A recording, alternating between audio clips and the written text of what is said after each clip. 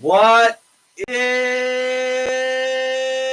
up? Top of the hour here, WIUR Gales Radio Ball Knowers on WIUR alongside Luke Dolan. How you doing?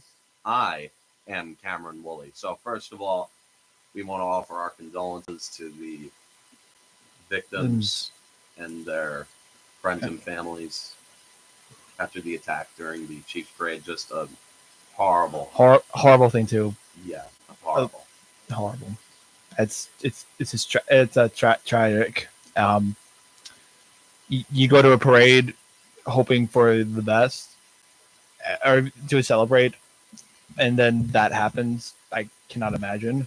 Yeah, like that shouldn't happen. You shouldn't have the fear for your safety. Yeah, like, and I don't want to go too deep into like any messaging here, but like that. I'm just gonna leave it at that. Like that, this shouldn't even be a concept to even think about. Oh, somebody might come up and do that. Yeah, and that's all we'll say. Condolences again to the victims and their families and friends. Yes. You're supposed to enjoy your team winning, which the Chiefs did. Yeah, they did.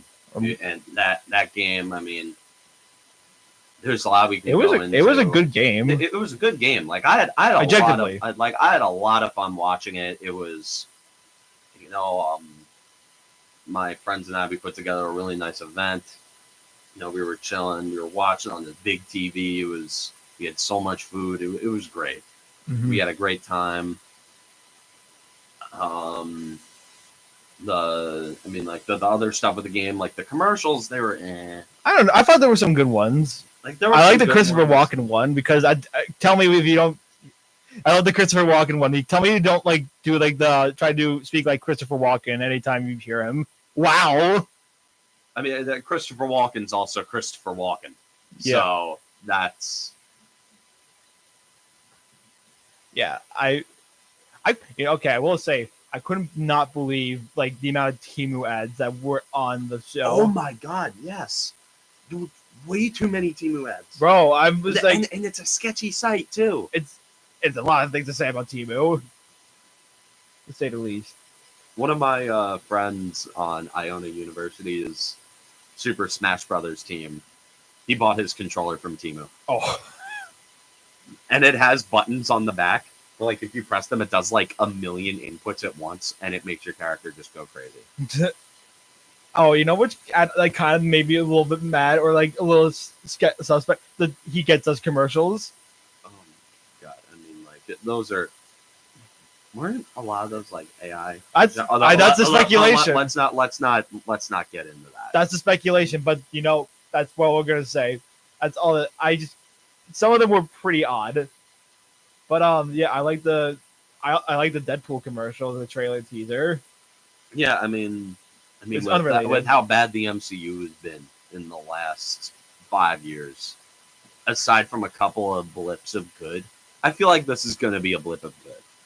The Paramount commercial was pretty funny too. Yeah, they used all their properties. It's Patrick Stewart. And they used it. I can't complain about anything that has Patrick Stewart in it. I don't know why they didn't use like all they had like a shorter version on the ad. They didn't have the longer version, which they used like basically most of the properties that they could in the one commercial. Also, what is it with Creed being everywhere now? Like the band Creed. Can you take me higher? We're getting striked. I'm sorry, I've never heard. It's like sure I knew about Creed, but I never heard about them. Like the Texas Rangers, I guess. I know the Cowboys had them for like the Thanksgiving halftime show like 20 years ago, but all of a sudden, like Creed was in the Super Bowl. I'm like, what? I mean, the Texas Rangers, they were playing Creed, and they brought on Creed too for a bit, like on their World Series run. Right, how about we talk about the actual football game? Yeah, let's talk about the actual football game. Sports show, what people come here to listen to. So anyways, that was a good game. It was a good game. It was way more fairly officiated than I thought it would be. I thought the NFL will pull out all the stops for Kansas City. There was no way I thought passer. they would pull out all the stops for Taylor Swift and Travis Kelce and Patrick Mahomes. I thought the fix was in. Like I genuinely thought Yep. it was like or not like it was gonna be. rigged. It was gonna factor in. I didn't think it was like rigged, but I thought there would be a nudge. But- And there's always a nudge in these sporting events. But- Like there's yeah. like there's always whenever like a team in baseball. Well, as a Yankee fan, we get a lot of favorable calls. We get a lot of favorable calls because at the end of the day, it's better for the league if the biggest brand is put on the biggest stage. The Yankees have lost in spite of officiating. Like every time I hear Yankee fans complain about officiating, and every single time I hear about one of these fans of favorable brands for the league complain about officiating, I'm like, dude, the league wants you to win. No, I know. No. Let's not get into that yet. We're not talking about hockey yet. We're not that. Yeah, we're not. I know that face you're making. I can look at it on the screen. I know what face you're making. You know how I feel about that. Yeah, no, I know. You know how I feel about that too. We've gone. Let's not have this debate every single show. Every single show, it comes up and it's stale. I will keep beating that dead horse. But anyways, back to the. There was no roughing the passer penalty, which I thought. Yeah, I was shocked. I was shocked. And there were a couple of hits on Mahomes. There were a couple of sacks. That would have been called. I was like, ooh, maybe they throw out some laundry there. But this is the first time I'm ever going to say this. To the credit of NFL officiating, they did not rig the game, or they did not make it seem obvious that the game was rigged, that it was scripted. It was pretty evenly called. Yeah, it was evenly called. There were a few calls on the Chiefs. Like the 49ers had a couple of drives, a couple of crucial third downs extended by Chief penalties, by defensive holdings. Like there was one on Trent McDuffie, I think, on like a 3rd and 9 or something. Something like that, yeah. That extended a drive for the 49ers where I'm like, wow.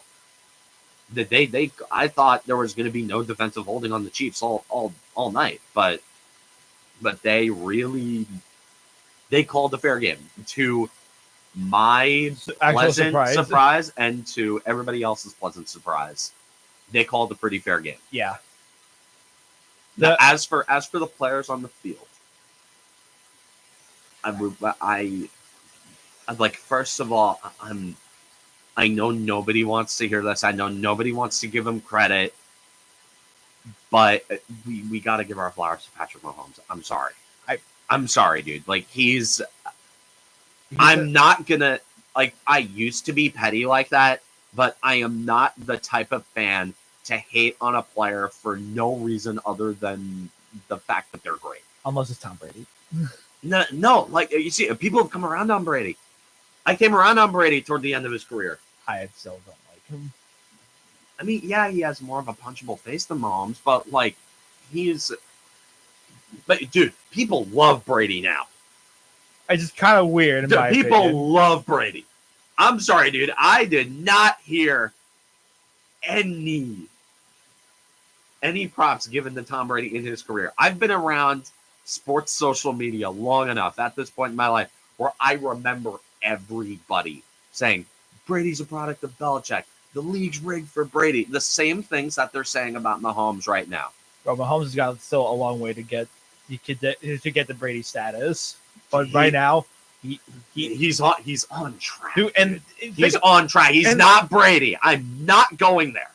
I am not going there yet. But he's. Yeah. I think I read a stat where it was in final drives in the Super Bowl where they have to score, where they have to either score a touchdown or kick a field goal to either extend the game or win the game. Patrick Mahomes has been in 7 situations. He has converted on all 7. What am I supposed to say to that? Yeah, what am I supposed to say to that, dude? Like, he's doing so well, and you consider like how stacked the AFC is with quarterbacks. Imagine if he was in the NFC, bro. Dude, he would be. People might be suspect. People might be suspect. There are 2 quarterbacks all time who have ever beaten them in the playoffs. Tom Brady. Yep. Which again, that's going to be a point. That's going to be hanging over Mahomes' head for the rest of his career and after you're retired. And there's nothing you can do about that. And Joe Burrow. And Joe Burrow only beat him once. Every other time, the Chiefs have either been in the Super Bowl or won the Super Bowl. I thought, I still and that's in a conference. I really thought Josh Buffalo was. Allen. I really thought Buffalo was going to beat them this year. Yeah, I didn't think Buffalo would beat them. Okay, well, They're the Bills. They are the Bills. But I'm just like, man, this is everything was set up for them to win. They were at home. They were really taking it to the Chiefs, and then they missed the field goal. They beat themselves in that. They did. The Ravens also. This was a year where Kansas City was at their weakest. And in terms of teams of being a playoff contender. Easily at their weakest and at their most vulnerable. There were questions around Christmas time where the Raiders would win the division. Or the Broncos, God forbid. Yeah, the Raiders and Broncos were on their tail. They looked bad. Offensively, at least. At times, offensively, they looked bad. They were not overwhelming. But and the Chiefs in the playoffs weren't overwhelming, but they won. They kind of went on around like how the Lightning have been doing like the last couple of years in hockey, where they kind of just like coasting around like and winning enough games, but they're waiting for the postseason to really turn it on. Okay. I mean, that actually is a solid comparison. Because like the Lightning were like, at least the 2020, 2021, 22 Lightning, like that. Yeah, those 3 years where they kind of were just coasting, but they were still winning. But they weren't. Nothing was like overly they weren't overwhelming. But when it came to like playoff time, when it was getting closer, they started to turn it on. Well, they intentionally sidelined Nikita Kucherov. Yeah. Well, I'm talking about they thought, now we're fine without arguably the best winger in the league. And they were. Yeah, they were fine. And then all of a sudden, Nikita Kucherov's healthy in the playoffs. And then like all of a sudden with $8 million in dead cap, they're able to trade for 1 million players and then win the Stanley Cup. So like, I mean, that's a solid strategy. So if you're that good, like if you're that good, you can coast. You can just coast because the AFC West is a weak division. Yeah, the AFC West, dude. There are no challengers in that division. It's like the AFC East for many years. Like, yeah, the AFC. Oh my God, that's another parallel. Yep. But I guess we talk about the 49ers from this perspective. There's a lot of things I could say about the 49ers. They shot themselves in the foot. Did. And they shot themselves in the foot. And that I don't even know there's much they could really do about it in some regards. A blocked PAT and then a divine intervention punting gaff. That was literally divine intervention.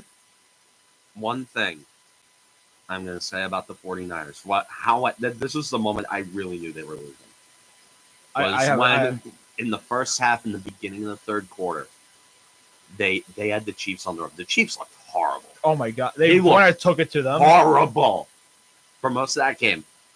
2 Chief turnovers. They got 0 points. They got 0 points. You know what? Also, 0 points off those 2 turnovers. I knew it's like you can't let Mahomes. You can't let those linger around without. No, you have to be up by 20 in the fourth quarter if you want to consider yourself safe. And even that might not be enough. But also another thing, I don't know, Kyle Shanahan. He's okay. The mic went down because he knows what I'm about to go for. This dude will never learn. He goes away from the running game when he should be relying on it. With Christian McCaffrey, dude, you've lost 3 Super Bowls because of your own hubris. He's never gonna learn. And I don't want to hear how he's a great coach ever again. He's such a good coach. Dude, he can't win the big one if he does this stupid crap again. He's never winning a Super Bowl. If he doesn't adjust, these man will never learn. No, and it makes me upset because he is a good coach. I wouldn't want him if he's gonna do this in big. The bottom line is, when you hire a coach, your primary goal is to win a Super Bowl. Yep. And he will not do that. There's been 2 overtime games. He reminds me of, who he reminds me of, though? This is his one saving grace. Andy Reid. Yes, Andy Reid.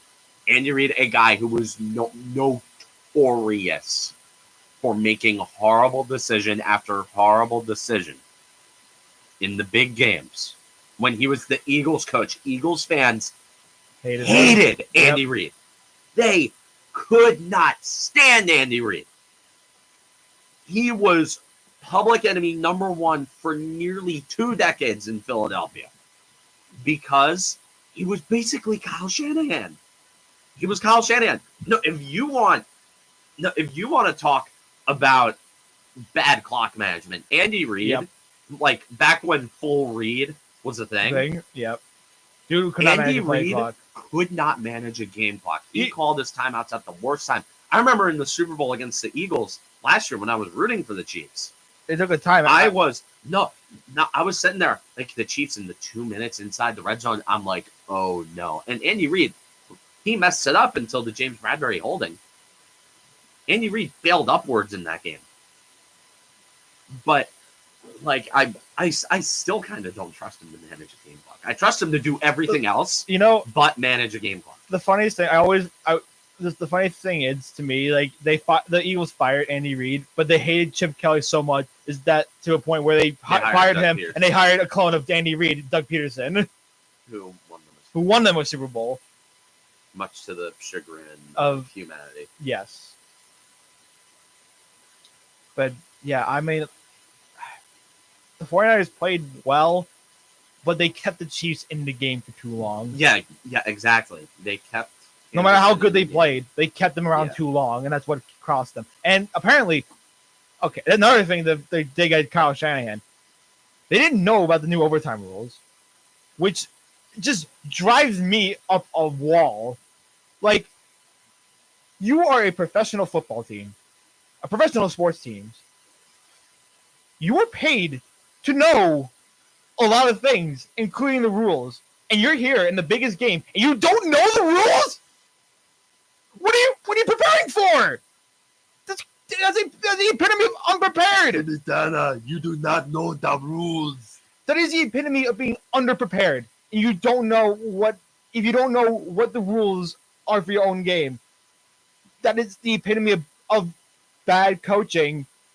And even though I think Kyle Shanahan is a good coach, that is unprepared. That's being unprepared. And you cannot expect to win if you are underprepared. I'm sorry. That you're saying it. I'm gonna be sure. I don't really think he's that good of a coach.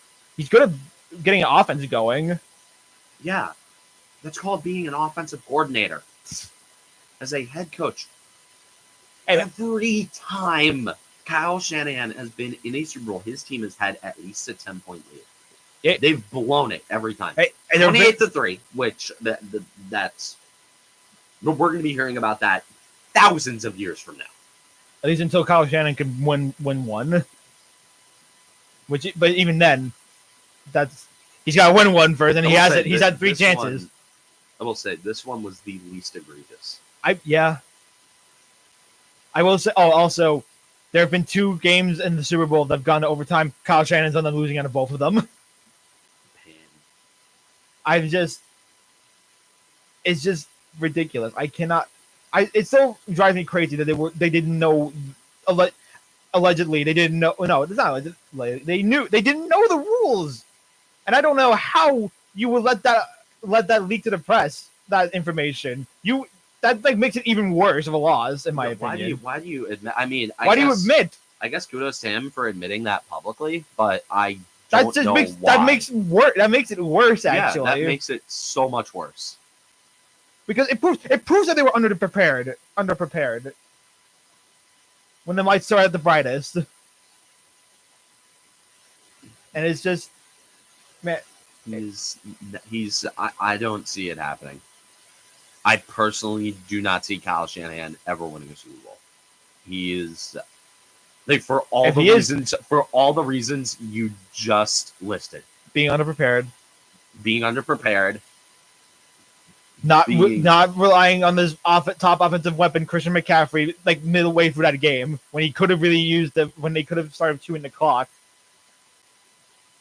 and not just his teams, just always come up short, evaporate in the big games. And I thought he changed this year. I thought if it was any year where Kyle Shanahan was going to beat it, it was going to be this year. And he didn't. He didn't. Now, he's a I don't want to call him a bad coach because he took 2 different teams to the Super Bowl. He was an offensive and he's an offensive coordinator. But he took the 49ers to 2 Super Bowls. Like he took the 49ers to 2 Super Bowls. I mean, that's if you told me I was going to hire a head coach who would take me there, I signed up, but would always blow it in the end, I wouldn't sign up for that. Are you kidding? I wouldn't sign up for that. Never. Well, what? Dude, what? That's you're giving me Aaron Boone at that point. You're giving me Aaron Boone, okay, a guy who can coast and get you there. Well, he hasn't been to the World Series yet, though. Yeah, okay, that's even worse. So we'll get to baseball soon. But if you told me I was going to hire a head coach who, as great as he is, would not get me over the hump, I wouldn't hire him. I wouldn't. If I was in that coaching cycle, that offseason, if I was Jed York, if I was John Lynch, and I was told by a time traveler from the year 2024 or whenever Kyle Shanahan gets fired, and you would say you're going to hire this guy.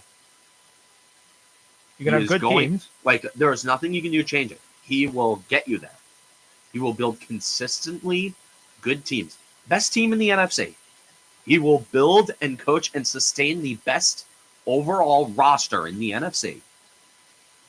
But he will not get you over the hump. If I was part of the 49er brain trust in the 2017 offseason, I wouldn't make the decision.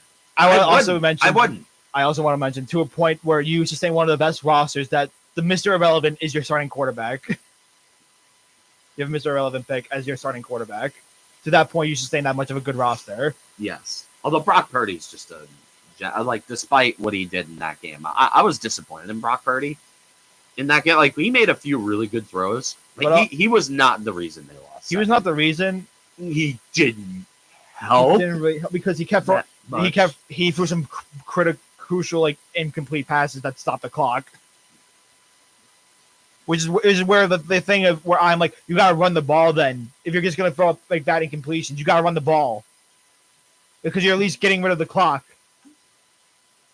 And not to mention you have the best running back in the NFL in Christian McCaffrey, and you refuse to not use him in like the third quarter of the game when you really need him, could really use him. This dude, like, take the sack. Take the sack, yeah. Yeah. Because you're not throwing an incomplete pass. I mean, you're losing yardage, which is not good, but you keep the clock running. And that's the main aim of the game. That's a major problem with a lot of NFL quarterbacks. They don't know how to they try too much. Yeah, they don't know how to take sacks, and more often than not, Justin Fields is the worst at this. I know you hate Justin Fields. I don't hate Justin Fields needs haters, to be honest.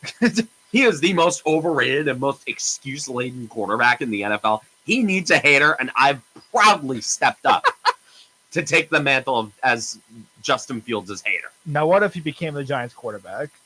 If he became the Giants quarterback, I'd be livid. I would be livid. Because he's literally Daniel Jones. He's Daniel Jones, but faster. He's a slightly better version of Daniel Jones. Wait a minute, Daniel Jones won a playoff game here. Yeah, Daniel Jones won a playoff game against a team that had no right being in the playoffs, let alone hosting a playoff game. Hey, although 2022-23 Daniel Jones was a good quarterback. He was a good quarterback. He was a genuinely good quarterback last season. I was fine with giving that guy $40 million, but I would not give money to Justin Fields. I think the Bears would be out of their minds to not take Caleb Williams with the number 1 overall pick and keep Justin Fields and draft Marvin Harrison. That is just the worst decision. Marvin Harrison. Okay, well, what were we on? Yeah, quarterbacks not taking sacks. But, so Justin Fields is horrible at that. Mahomes makes it work because he can find an open guy 40 yards downfield in airtight coverage, but he'll still get it to him. He'll still get the ball to him because he's Patrick Mahomes. I think the 49ers D line was getting to him too a bit. Yeah, they were forcing pressure. Great. That was a phenomenal game by that. Which is why I thought the 49ers had the best chance to win, because the D line was actually getting to them. Or like, or they were being a factor. The 49ers were destroying them in the trenches. They couldn't. Yeah, the Chiefs could not get the run game going. Could barely get the run game going, and Patrick Mahomes was being pressured, and he got sacked like a couple of times. But like, yeah, and then all of a sudden, again, Kyle Shanahan, not the defensive line stopped working in the fourth quarter because their entire defense stopped working in the fourth quarter. I'd argue because they stopped using the run game, and like halfway through that game, they started throwing more incomplete passes. Here's the thing: offenses get tired too. It's not just defenses that get tired. Offenses can get tired too. But everybody says, "Oh man, the defense isn't getting off the field," but the offense. The thing about the offense also gets physically tired. The thing about the offense is though they can control when the play starts and ends. Yeah, true. That is true. And it was a good game. Still, it's just, man, Patrick Mahomes is just inevitable. Yeah, and as he's retiring with at least 5 rings. There's no way he doesn't have at least 2 more. We need Eli Manning now more than ever. We need Eli Manning. We need Tom Brady. No, Brady can stay retired. No, dude. There's only one guy I can conceivably see stopping Mahomes. It's Joe Burrow, or if Eli Manning somehow comes out of retirement. And Eli Manning can do it. He did do it against the greatest quarterback ever, twice. And Eli Manning's record of most passing yards in a single postseason still intact. Take that, haters. Yep. Another point for why Eli Manning should be in the Hall of Fame. Yep. He's eligible next year. He's eligible. Oh, dude, that's going to be a spicy debate on Twitter. Even though there's a clear right answer. There is a clear right answer. I'm going to be on the front lines of that one. I will be too. I have been inactive on Twitter for the last few weeks. I've barely tweeted, which is a good thing.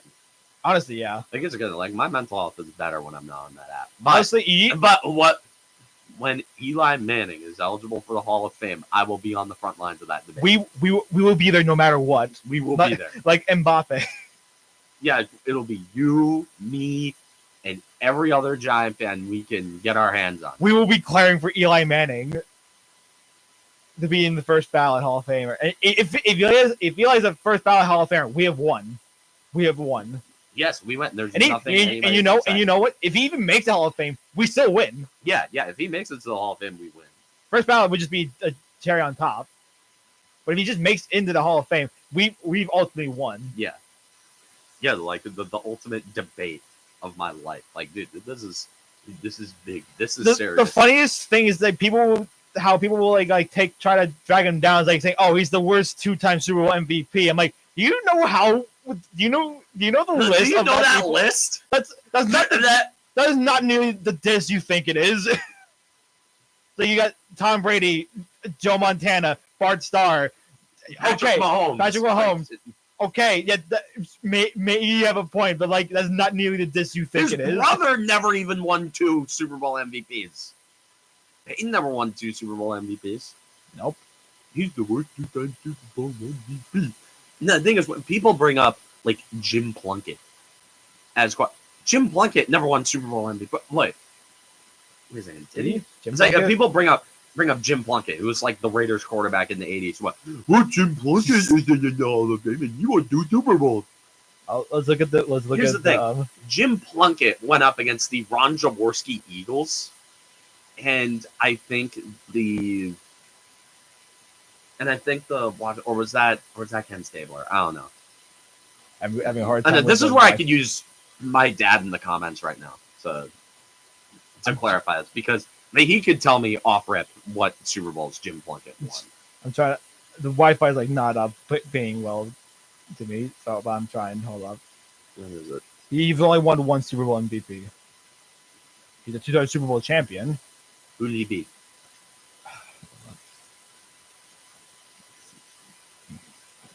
Come on. He beat the Eagles in his first one, and he beat the Washington Redacteds.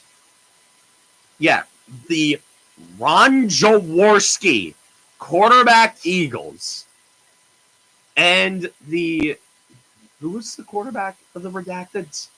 Was Doug Williams still there in the? Because I know Doug Williams was in the 90s, wasn't he? No, Doug Williams was there in the 80s, like 87. It's like all three of their Super Bowls, they won with three different quarterbacks. The first one was Joe Theismann. The second one was Doug Williams, and the third one was Mark Rypien. Who's the quarterback? It might have been Joe Theismann, 83. Well, it's like before or I know. When did LT like snap his leg in half? It had to be like 85 or something. That's a gruesome play right there. Yeah. Oh, yeah. It was Theismann was the quarterback because he won MVP. Okay, Joe Theismann. That's okay. That's an impressive win, but that was the year where Marcus Allen had like 200 yards in that Super Bowl. So like Jim Plunkett didn't even do anything in that game. I mean, okay, like Jim Plunkett. He probably did more than Joe Namath. Yeah, but the point is, Eli Manning beating Tom Brady and the Patriots twice in the Super Bowl is a bit more impressive. Like you can't exactly hold Eli Manning and Jim Plunkett to the same standard. So you can't hold them the same standard. Yeah, exactly. Yeah. Because one guy beat the Ron Jaworski, which is not an impressive win. Like that is not. LT did that on a weekly basis. Yeah, like the Giants destroyed Ron Jaworski throughout his entire career. And the second one where he did kind of have an impressive win against a Hall of Fame quarterback. That was when Marcus Allen did everything. His running back carried him. Yeah. So don't hold them to the same standard.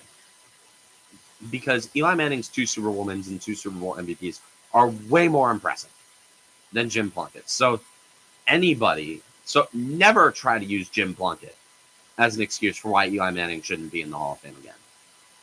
Yeah. Anyways, we've solidified our point. Yes. I want to talk about a certain other sport now. Yeah, let's talk some puck. So, hockey. So, January was not a good month. Not really a good month for the Rangers.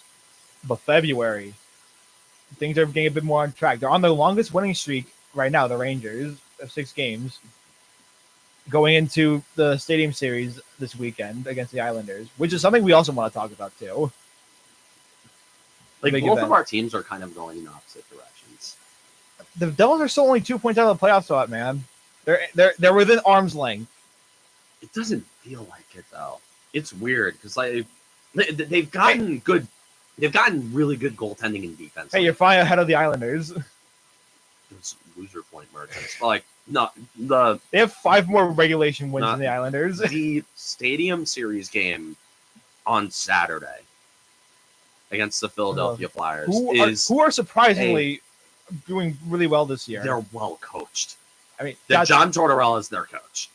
John Tortorella is he going to win them a Stanley Cup? No, but he's going to win them a lot of games. They might win a round. But that's the thing with Tortorella. He does so much with so little. I mean, I think of like the 2012 Rangers, for example. Like they had Henrik Lundqvist. That also really helps. But like that team was just blocking shots left and right to a point where there was an actual discussion like, oh, should the NHL outlaw block shots? Which I'm like, okay, that's a bit too far there, bud. Like there was actual discussion, like brief discussion. I don't know how serious it was, but there was actual dialogue, and I just have to ask. I'm pretty sure the Devils fan base would have argued for it at the time. I wasn't involved like on Devils Reddit and Devils Twitter and like Devils Discord and all that back then. But, much like how you debate about Lundqvist's pads. All the time. No, John Sebastian Giguere was the one who wore the puffed up equipment. So hey, he still got to stop the puck, man. Dude, Giguere was so good. He deserved run. every bit of that Conn Smythe. Yeah, he did deserve that Conn Smythe. Oh wow, that's a different tune than what happened last week. That's a much different tune. Well, like what happened? I thought about it, and I'm like, okay, no, it was like, I guess the point I want to make now is that you can't really blame Marty for not winning the Conn Smythe that year because Jaguar was. That was the most. It's like you can't fault Marty for, and just saying, Game 7 of the Stanley Cup Final, Marty pitched a shutout. Yeah, they did. His goaltending. Marty pitched a shutout while Jaguar let up 3 goals. So I'm just trying to make a point here. I'm not really trying to make a big point. I'm just making a point. Now we got Cottman's now. Get Steven. That's Scott. Okay, Paul Kariya. Paul Kariya in Game 6 is. I'm saying, even though I'm a Devils fan, and I can say this because we won the series, but that is one of the. I'm responding to a comment from your brother who's talking about the Paul Kariya scoring in Game 6 is one of my. I watch highlights of that. I watch that highlight. That is from time to time. I love that. That highlight. Is because Scott Stevens was. He was the Terminator back then. People talk about Jacob Trouba now. No, that is child's play. It's like Jacob Trouba will knock someone out for a game or two. Stevens would have people Eric Lindros was never the same. Eric Lindros, the whole reason Eric Lindros had concussion was problems because of Scott Stevens. Yeah, off the floor. Gary Thorne. That was. That's a whole other discussion. ESPN, what are you doing? You got to get this guy back and calling hockey at least for a couple of games at the very least. I'm sure they tried, and Gary Thorne just said no. No, Gary Thorne says he was open to it. They have Disney money. Oh, the app. Disney doesn't really have a lot of money right now, but I mean, with all the movies, what they're putting $300 million in every movie, it only makes 150. They just need clout. That one movie they had. But anyways, back to sports. But yeah, man, it's just that Paul Kariya highlight as one of the best moments in NHL history, I think, in my opinion. And I like that. I can appreciate it as a Devils fan because we ended up winning the series. It's not like Ray Bourque winning the Stanley Cup because I'm there's still a bit of sting to that because the Devils they were up 3-2 in the series. They had home ice in Game 6, and if the Devils won that game, that would have easily been cemented as the greatest Devils team ever. You know what? The 2000-2001 Devils. That team was busted. They had Patrick Elias, career year. Jason Arnott. Peter Sikora, career year. Alexander McGillney. All of those guys were over a point a game. They were at or close to a point a game. Not to mention Scott Gomez. John Madden, who won the Frank J. Selke Trophy. As best defensive forward. Not to mention Stevens, Niedermeyer, Danico, and Rafalski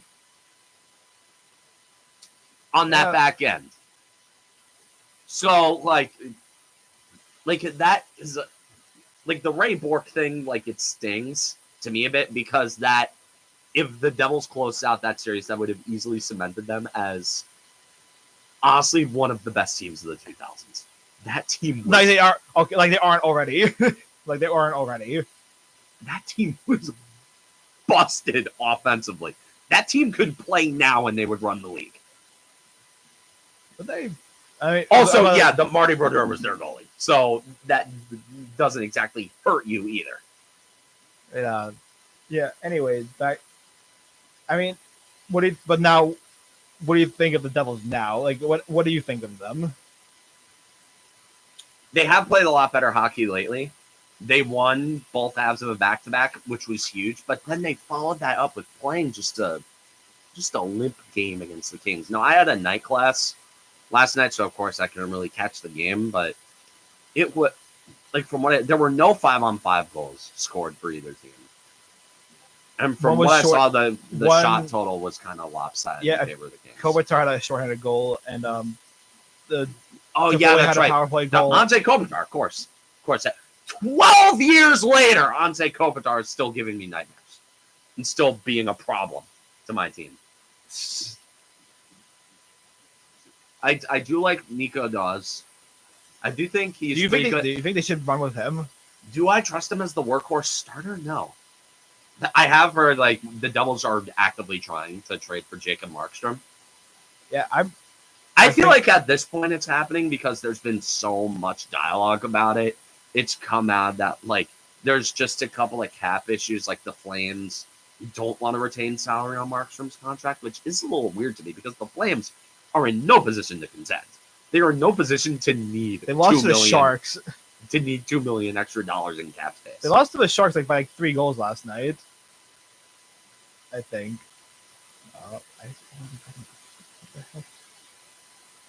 Hold on. The Devils also got blown out by the Sharks at home. The Devils, I think they play the Sharks next week in San Jose. in San Jose. I don't care who's. I don't care what, like, if it's playing where. If you're a team that wants to be taken seriously, you go in there and you blow the doors off of them.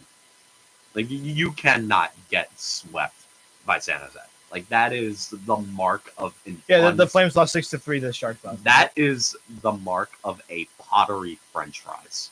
Pottery French fries. Yeah, without. Wait, was that last night? Wait, without Tomas Hertl or Logan Couture, was that last night or was That was last night. They didn't have either of them. They both might be out for the season. My brother would know because he has both of them on his fantasy team. We still here. They're both out for like season, I think. That's why, like, the fantasy is why I know so much about random things. Like, I know a lot about the 49ers because I have Brandon Ayuk.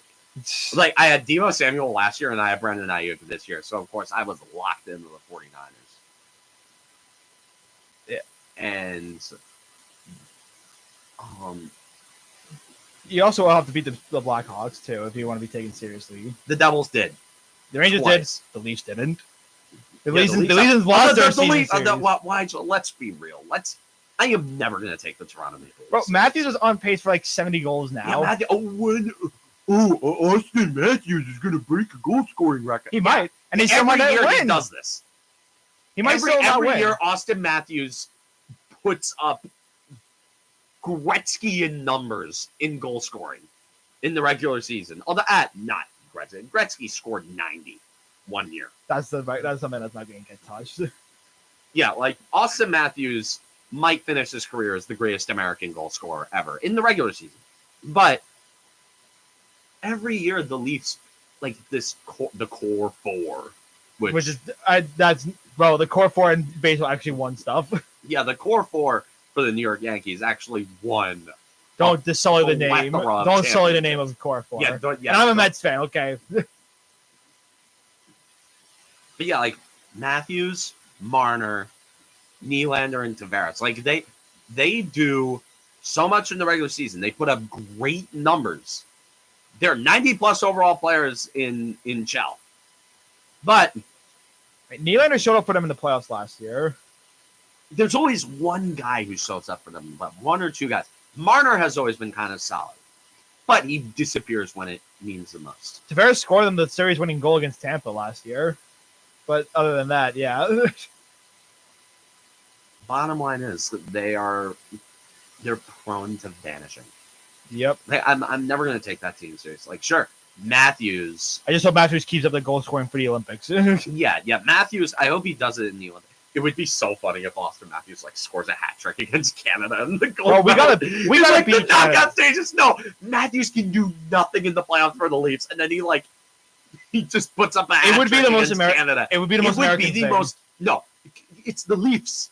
It would happen because it's the Leafs. Hey, I mean, the Canada's got the leaf on their shirt and on their logo. No, because it was just to spite Leafs fans. I know. Despite Leafs fans, a guy who evaporates in the playoffs, in the clutch, and he drops a hat trick against Team Canada in like in knockout stages. like in the knockout stage or the gold medal game in the Olympics. Like We've got to beat Canada. I'm sorry, we have to beat Canada. I want that. we need to beat Canada. There's nothing. We have to beat Canada and knock them out. I don't care if we medal. I want to beat them, so they can shut up. They can shut up, and then we can say, "Oh man, what about the Olympics then? Why didn't you win?" Although if we beat Canada, we better win gold. Yeah, We better win gold if we beat Canada. because then we can be like, "Oh, where's your Stanley Cup and your gold medal?" Well, what happened? You have audience. You have no idea how badly we want this to happen. Yeah, I have wanted the U.S. I want USA. The greatest moment in our lifetime as Olympic fans is TJ Oshie's shootout. That was awesome. Jonathan Quick and TJ Oshie like saving the Americans against Russia. That game made me forgive Jonathan Quick for his sins against the Devils in 2012. That game made me like forgive. I forgot everything he did to my team. Which was 10 years ago yesterday. 10 years ago. Don't forget where the NHL has taken from us. 10 years ago? It's been 10 Yep. years? Yep. Oh, God. This is why the NHL sucks. And I hate Gary Bettman. A long list. The Jericho picture of this big list. That's me with Gary Bettman hate. You know which image I'm talking about, I think. I don't really follow wrestling that much. Oh, I got the image. Oh, You get it. Oh, did you do? Oh, you get him started on wrestling. Forget it. All right, we're not talking about sports for the rest of the show. We got Luke started on wrestling. No, it's okay. No, we can go back to. I just wanted the show the list. This is me with Gary Bettman. Hold on. But yeah, the NHL. Hopefully they go back to the Olympics. Actually, commit to going back to the Olympics this time. This is the image. Oh yeah. Big laundry list. This is me with Gary Bettman. How much you hate Gary Bettman? That much. That big long list. Bettman, does this grow the game? If yes, let's kill it. Yeah. Meanwhile, he will. They rather as what we Dude, say, they rather make a dime their own way than a dollar another way. If he put as much effort into keeping the Coyotes in Arizona as much as my sentence, I'm not wording correctly, but if he put as much effort Into improving the league.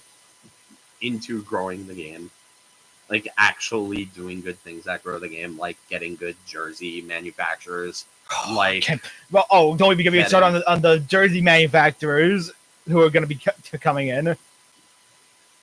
Fanatics, they're already ruining the baseball jerseys right now. But anyways, back to what you were saying. Like growing international competition, which has done wonders for baseball. And Rob Manfred is a moron. And even he got the World Baseball Classic right.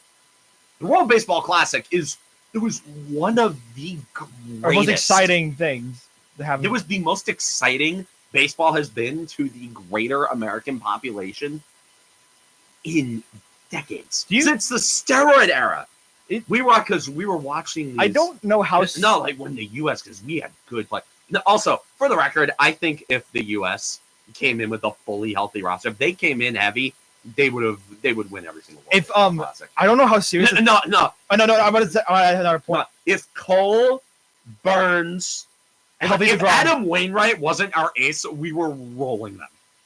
Because we would have had Garrett Cole and Jacob deGrom and Corbin Burns at the top of our rotation. What if we would have nobody would have scored, and not to mention our outfield would be Mike Trout, Aaron Judge, and Mookie Betts.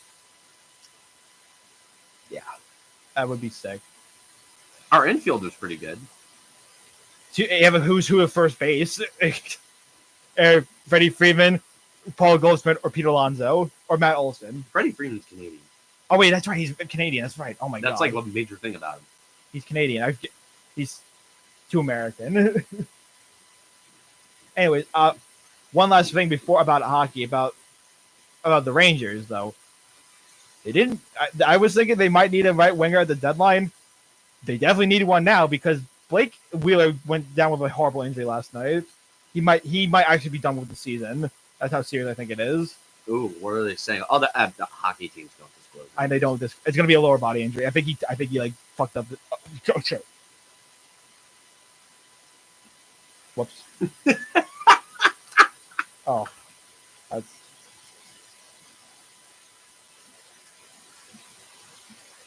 all right. So we. All right. Anyway, he messed up his knee. I think he might be out for the season. But now they need an actual winger. They need a winger. Which are, they might not trade Capo Calco now, which they shouldn't have been in the first place. But now they have the dread that they have to keep him. They have to keep him and do the dreaded thing of putting him in the top 6. Yep. And actually giving him a chance to perform. He's been cooking with the third line with Brodzinski and Cooley recently. So I guess I hate that you guys just grew Will Cooley. Like Will Cooley just spawned out of thin air. Yeah, in the chunk generation, Will Cooley just popped up. The thing is, boom, dream bottom sixer. Yep. And meanwhile, our dream bottom sixer is a horrible human being who should be going to prison for the rest of his life. Yeah, but it's just the worst thing about Will Cooley right now. What is Jimmy Vesey doing with Mika Zibanejad and Chris Kreider? I don't. What is Jimmy Vesey? Jimmy Vesey was on the Devils' 4th line when he was there. A very bad Devils team. He was on the 4th line. Yeah, he's been like a revelation. Like when you can get value out of players you shouldn't be. That's like this good talent evaluation right there. Though I wish Chris Drury would be better talent evaluators for certain other players, but for Jimmy Vesey, he's been fine with that. He's been pretty good with that. And it's just I don't know what they do with they need. I think they're gonna probably call up like some reinforcements from Hartford, but man, they might need I was thinking they might need to get a right winger. They need one. They probably definitely need to get one now because of what happened to Wheeler. And whether that's playing Kakko on the top line or not, that remains to be seen. I think they should be, but if they don't want to break up the current third line, I can maybe understand it just a tad bit. Because, one last thing about like Will Cooley though, every time he scores, I feel like it's gonna get called back because he's had like 2 or 3 goals like taken away from him this year. And I'm just like waiting. I'm like I can't get excited when he scores. I love Will Cooley so much. We traded Elias Anderson to get that second round draft pick. Elias Anderson. Yeah, Elias Anderson. That was it. Who did you draft him over? A lot of players. I think Natchez and Velarde. That's your Pavel Zacha. Yeah. The worst thing about Elias Anderson is that he was like the most ready NHL player. Yeah, okay, good. All I know him for was crying at the World Juniors. He like threw his medal into the crowd. To be honest, I'd do the same thing. Honestly, yeah. Rangers have a lot of Zacha. Yeah, that's. You've shown me the Rangers draft history. Oh, I can. The Glenn Sather. No, era. If you were to the entire show, if I was given the entire time to just talk about Ranger draft pick like bust and whatnot, that'd be enough for a whole show. Oh yeah, that would be a whole. We could fill up an hour. You could fill up an hour. I could. It would just be me laughing the whole time. That's a whole other show for a different day. But I guess we'll wrap it up here with like just talking about just general spring training stuff before we get out. Yeah, pitchers and catchers have reported for the Yankees and Mets. Have the Mets reported yet? They have. Well, out of them. I know the Yankees have reported. Marcus Stroman is apparently staying off social media. We'll see how long that lasts. I do not buy that for a second. That is cap. I do not buy that for a second. I wouldn't be shocked if the Yankees made him stay off social media because that guy has made so many ops in the Yankees. Dude, he's blocked half the fan base on Twitter. Dude, he goes into every new team like, oh, he loves to be here. I wanted to be here. And then immediately does a complete 180 when the moment things start to go wrong. Like he starts like dumping multiple canisters of gasoline on the ground and then lighting them. Like he's Mike Keenan. Although Marcus Stroman isn't as good of a pitcher as Mike Keenan is a head coach. I mean, Mike Keenan's only won 1 Stanley Cup. To be fair though, Marcus Stroman has not won anything except like a Gold Glove. But I'm excited to see. I'm interested to see the Yankees this year. I'm kind of It's going to be different. I'm intrigued. I'm genuinely intrigued this year to see the Yankees because Juan Soto is you got Juan Soto. that is.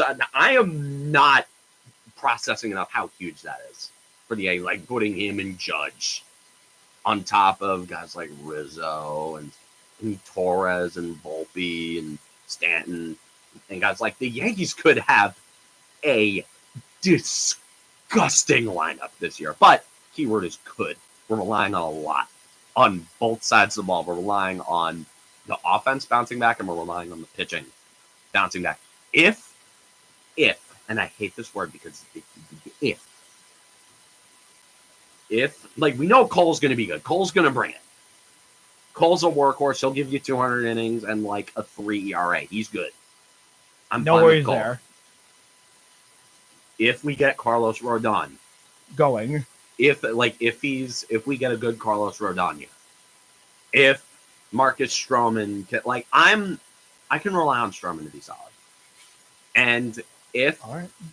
like I feel like I can rely on him to be decent enough. I think, yeah. And if Nestor Cortez, Bounces back. if we get Nasty Nestor again, Nasty Nestor. that rotation in a playoff series, Don't know if there's many teams that could beat that. like pound for pound, the Yankees rotation, if they're firing, it's the Yankees would have the upper hand going into every single playoff game. Not to mention the bullpen. Yeah. The Yankees have a lot of upside. I just wish Like if the Yankees hit their upside, that is a dangerous team. like your bullpen is like, or your starting pitching is like a lot more sure thing than I think the Mets are going into this year. Because the Mets have a lot of question marks on their starting rotation. Not to mention the Pete Alonso drama. It's not even much of. I mean, okay, yeah, he might not. I don't know. Yeah, there's dude. It's Bro, more. It's okay. more than smoke and mirrors. I know. Whoa, okay, he's Scott It's Boras. 2:00 by the way. So we gotta Yeah. wrap this up. So And one last thing, Manhattan, Iona tonight. Manhattan, Iona tonight, dude. Big game. Big game. I will be in the building. I will be there. We will both be I am there. gonna be. We will be in the building. We'll be up. I'm gonna be in that The student Gold Rush? section. I'm gonna be in that student section. We'll both be in the student section. Yeah, we will be there. We will be rowdy. We will be rolling. It is. We'll try to find out what a Jasper is. I still don't know. I still don't know. Nobody knows what on earth the Jasper is. And the one thing we do know is that we will be back next week, next Friday, same time, 1:00. Ball Hours from WIUR. From Luke Dolan, I am Cameron Woolley, wishing you a great rest of your week and a great weekend. Have a good day, everyone. Have a great weekend. See you next week. See ya.